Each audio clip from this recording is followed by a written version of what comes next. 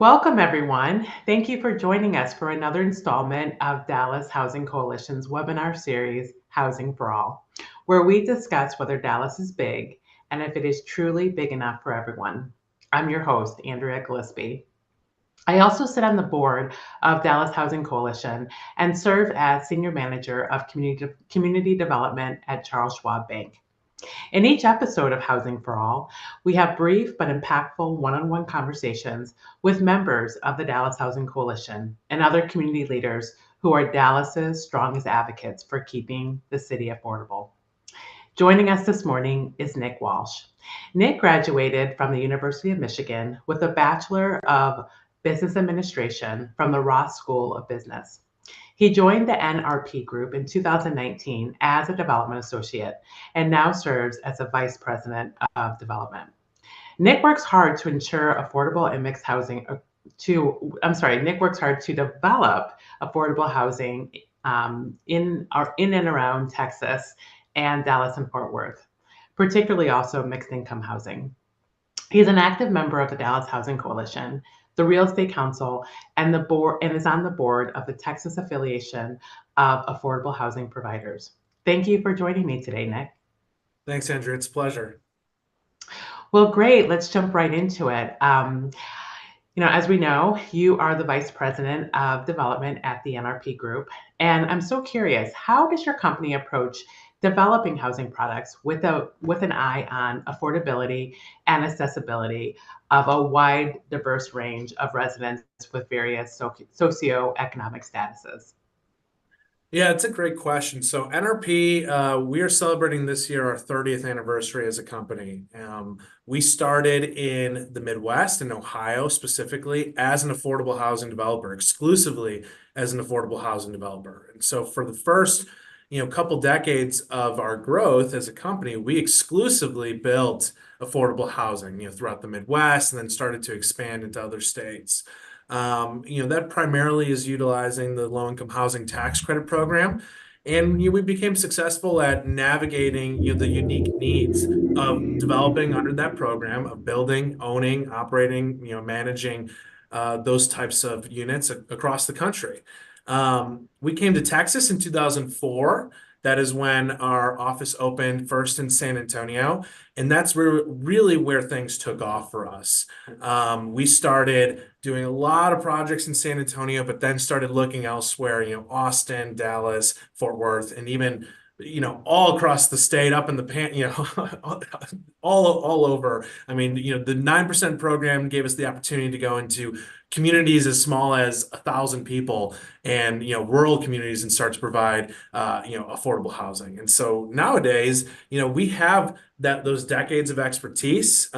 We have since expanded into also doing luxury market rate housing. And so we became really good at both ends of the spectrum. Your luxury, high-end market rate, your deeply affordable with all kinds of governmental programs. And then we found out a way to also try to marry the two and really work on unique mixed income projects that had market rate components, but also had affordable components. And it was that expertise of growing up as an affordable housing developer that allowed us to enter into that space. And so today we're active all across Texas. This summer, I'm excited to say that in Texas, we are going to cross the 30,000 unit threshold, which is a massive number of housing units that we've developed in the state of Texas. And that's a wide range of affordability, a wide range of programs, and with a lot of great partners across the state. So that's what we do. Well, congratulations on hitting that 30,000 unit number. That is very commendable. And I always feel like part of my job here with the webinars, and not only hosting great conversations with people like you, Nick, but helping to just educate our viewers on just all the ins and outs on affordable housing and what it looks like, how it works. And something I don't think we've talked about that much in past episodes is the low income housing tax credit program, which is a very important tool that a lot of developers such as yourself use to create affordable and mixed income housing. Could you briefly talk about the tax credit and how it works? It's a bit of an Absolutely. awful, but I think it's important. Absolutely. It's It's great because that is really my bread and butter, and it's probably the most successful tool that the federal government has ever come up with for the production of housing. And so, back in the 1980s, after the eras of, the federal government building and owning, public housing, they realized that, it was hard politically. There wasn't the willingness to really continue to build public housing. And quite frankly, there wasn't the willingness to fund it at a level that would maintain these properties. And so, the government was looking for a way to still provide an incentive and actually shift the burden onto the private market to build and develop and operate affordable housing developments. And so they came up with the housing tax credit. And what the housing tax credit does is it's a financing tool where we receive tax credits from the government in order to build affordable housing. And we finance it. We sell those credits to institutional investors, large banks, and others who have to meet certain investment thresholds and certain investment needs in the communities that they operate in. And that's how we are able to obtain financing to build these developments. Now, in exchange for that financing, the units at the properties that we build have to be rent and income restricted at certain levels. And so what that turns out to be is typically the projects that I'll be building are 100% of the units are going to be reserved for families, individuals, seniors making, incomes that are below the median income. And those rents then are going to be affordable to those families. And what that means is that they are not spending more than 30% of their income on their rent and housing costs. And so it is set at such a level that it's affordable, that a family can, live in that unit. They can actually, start to build up savings. I think something that we've seen here with the Dallas Housing Coalition is just how many families are actually rent burdened, spending more than 30% of their income on their housing costs across Dallas, across the Metroplex. I mean, frankly, across the state of Texas. And so it's a great tool, and it's been the best way for us to quickly and efficiently, roll out thousands of affordable housing units across the state. Thank you so much for Nick. I couldn't ask for a better overview of that program and how impactful it has been for so many cost rent burdened families and communities. Going back to your work at the NRP group, what really drives the focus of your company on affordable housing? And what have been some of your company's most successful examples of how it's done, either here in Dallas or the state of Texas or beyond? Yeah, no, that's a great question. You know, People are shocked to learn, that we're a for-profit company, and many developers and builders in our space are for-profit companies.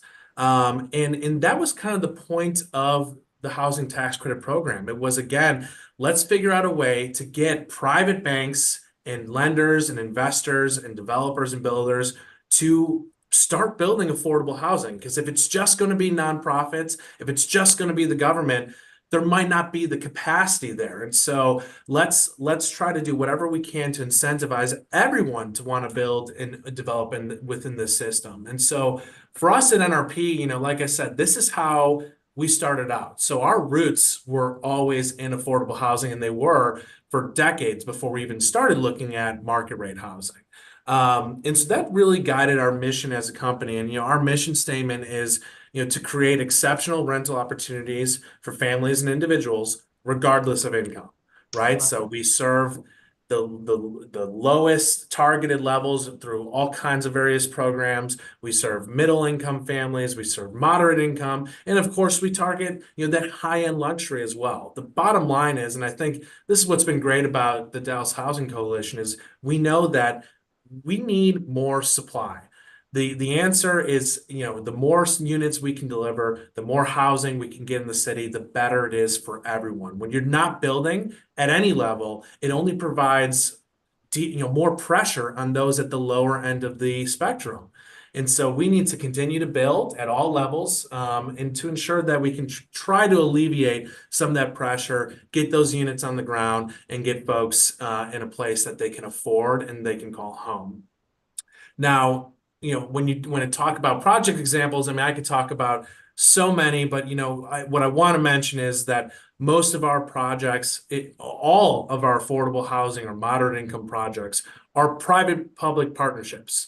Every single project that I work on, we are either going to a city, a county, a housing authority, any sort of public entity to try to deliver these units in partnership together.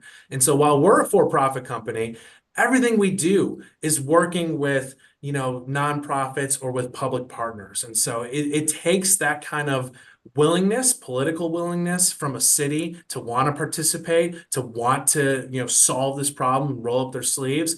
And that's what it takes. Probably the most unique partnership right now that I'm working on is we have a partnership with the Austin Independent School District. A school district, housing should not be top of mind from them. That should not be something they need to be worried about classrooms and books and teachers. But what they realized was the cost of housing was so high in Austin that their teachers could not afford to live in the city that they serve, and they could not attract and retain those qualified teachers who were going to other districts that were further out from the urban core.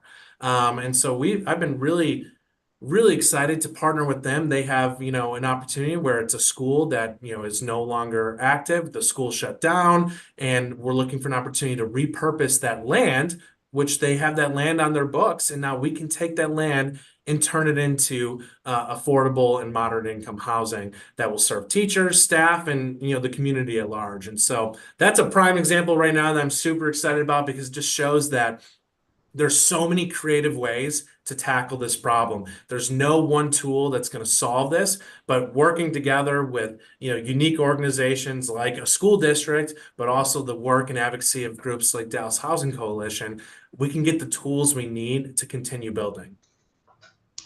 Wow, thank you, Nick, so much for that. First, I love that your company and NPR Group embraces accessible, affordable housing just in your mission statement, and then that reverberates throughout.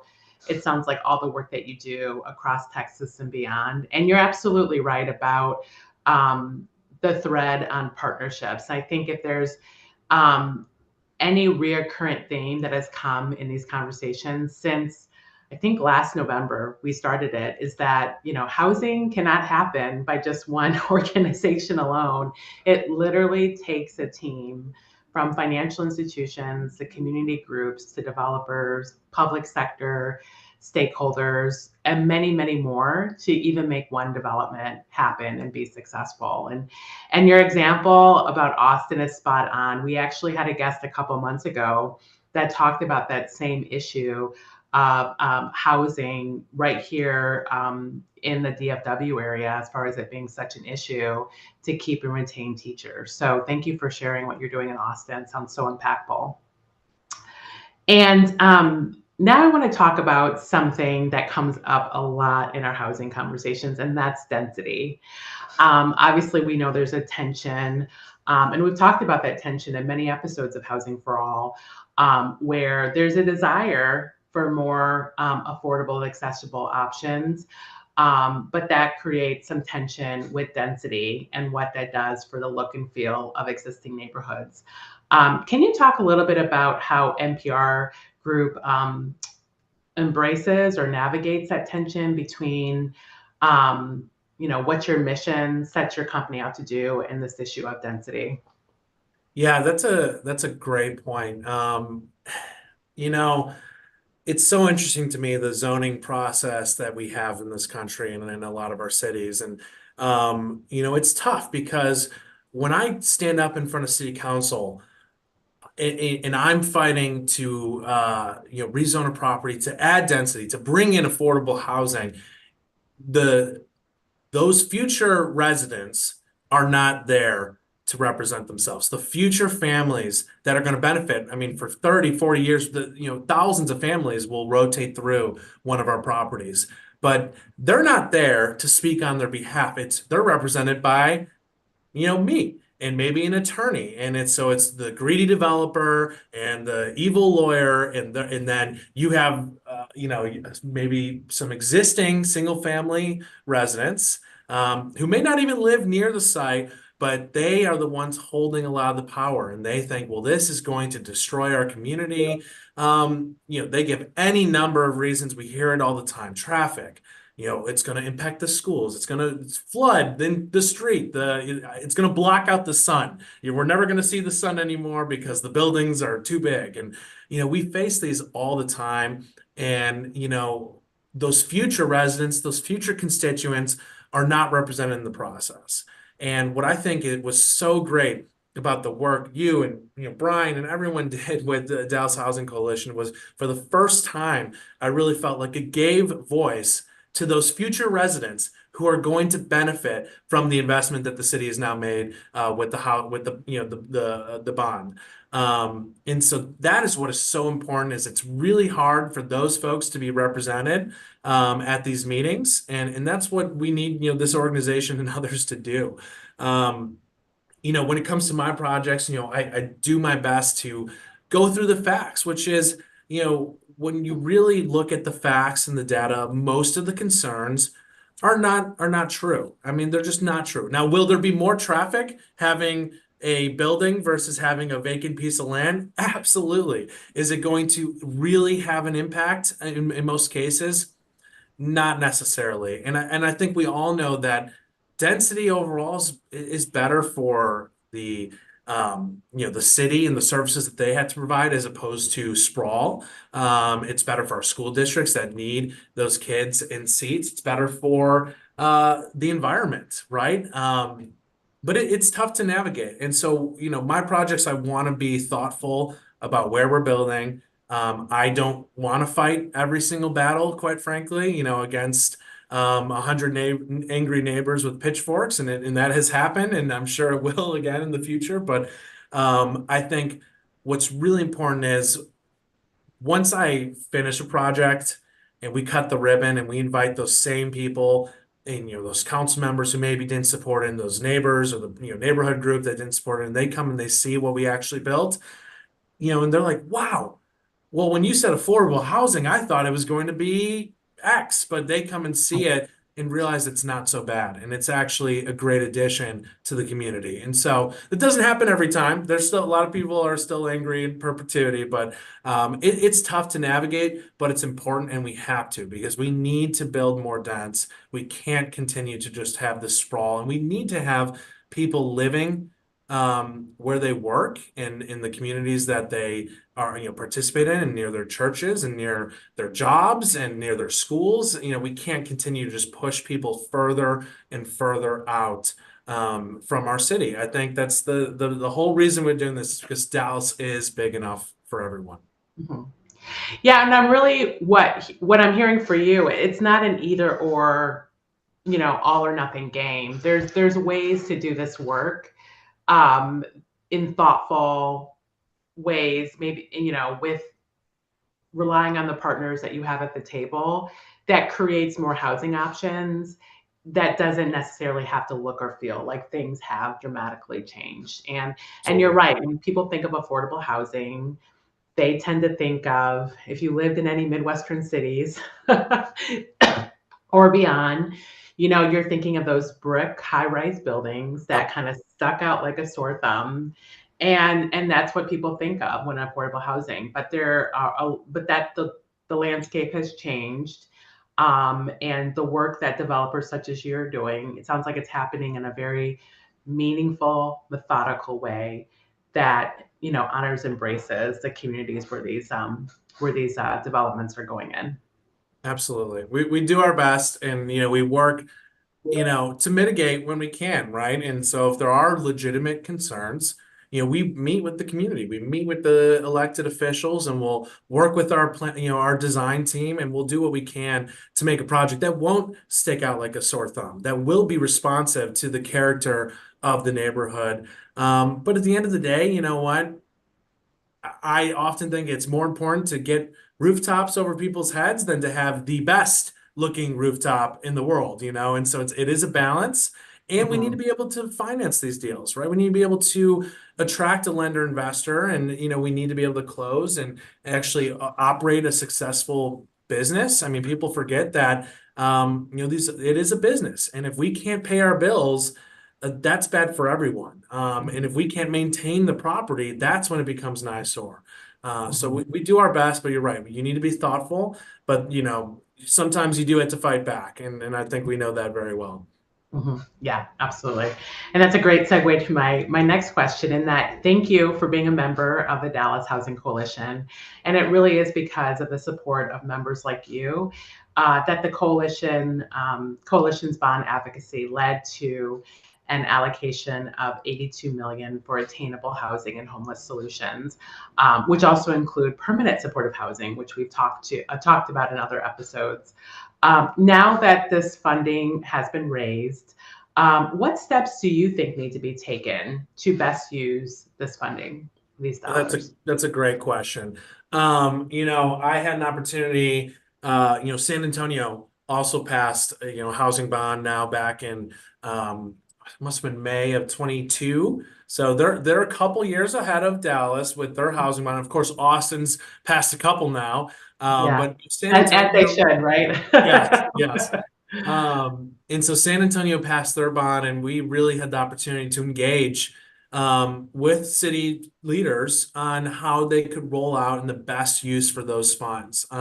So they had $35 million available for new construction. That's where I operate, and so that's my focus. I don't.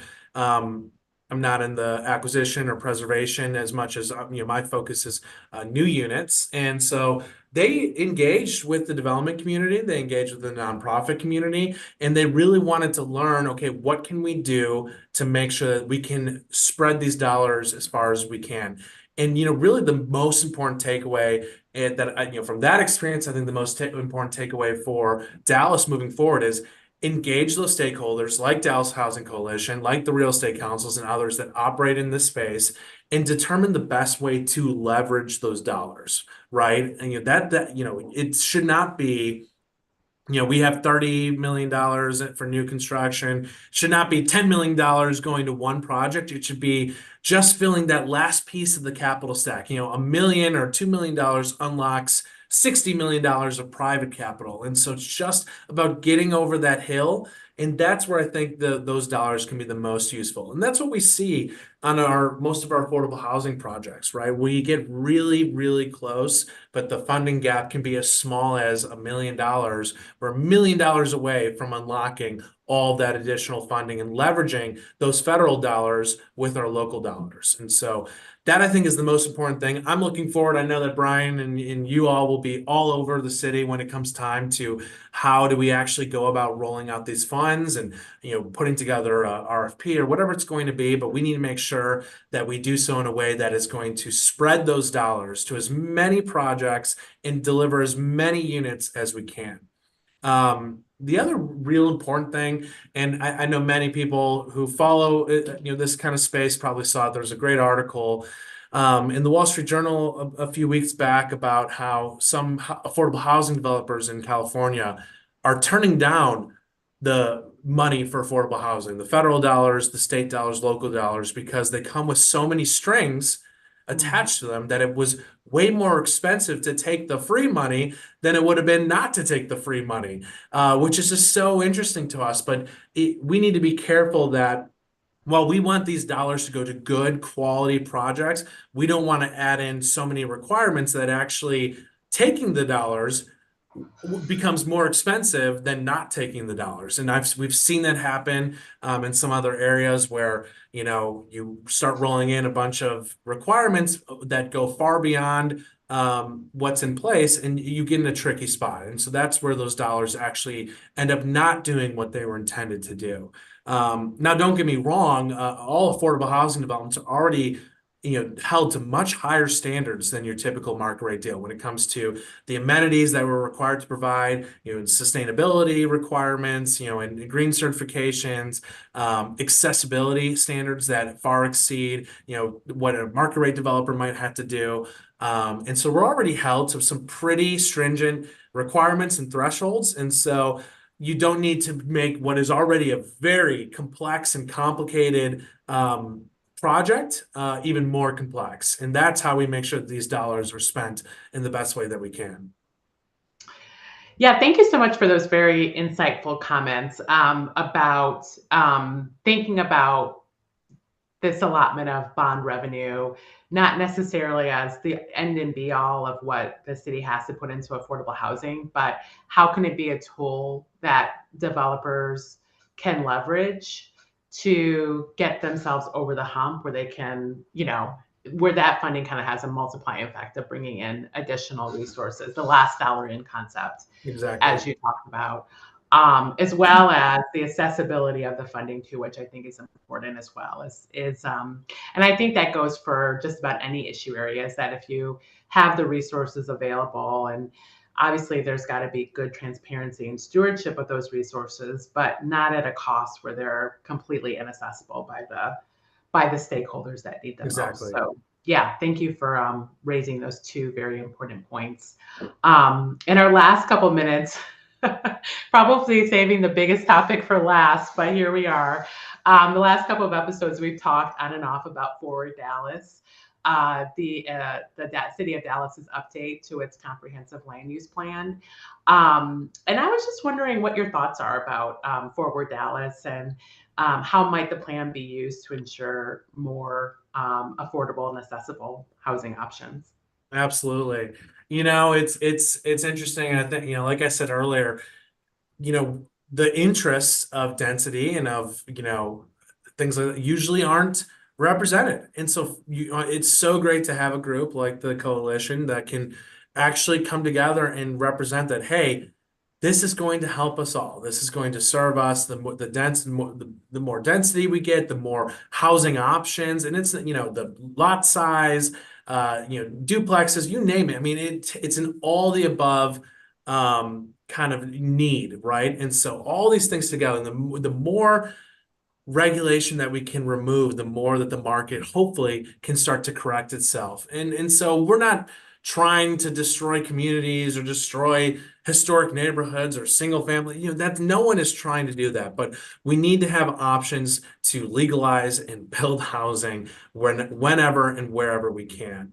And so I am super excited for Fort Dallas. I think it's going to be a battle, right? Because again, the people that are the most active in that fight are those with a lot of time on their hands. Maybe they're retired, and maybe they bought their house in 1972 and it cost $7, and they may not fully understand the cost, or the lack of affordability that exists today.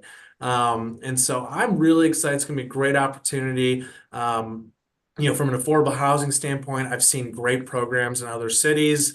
Austin had Affordability Unlocked, which was a program that you could build affordable housing on commercially zoned land. And there were various requirements for it and various stipulations, but it just opened up so many parcels that were never going to be built as retail or commercial, but it opened it up for responsible development of affordable and mixed income housing. And so we need to unlock some of those opportunities for us here in Dallas. And so I can't wait to see how those conversations go. I know it's going to be a challenge. It's going to be a lot of meetings and a lot of back and forth, but it's a big opportunity for the city and for the region, quite frankly. Well, Nick, I've only known you for a short time, but I just sense that that's a challenge you're up for. Can't wait.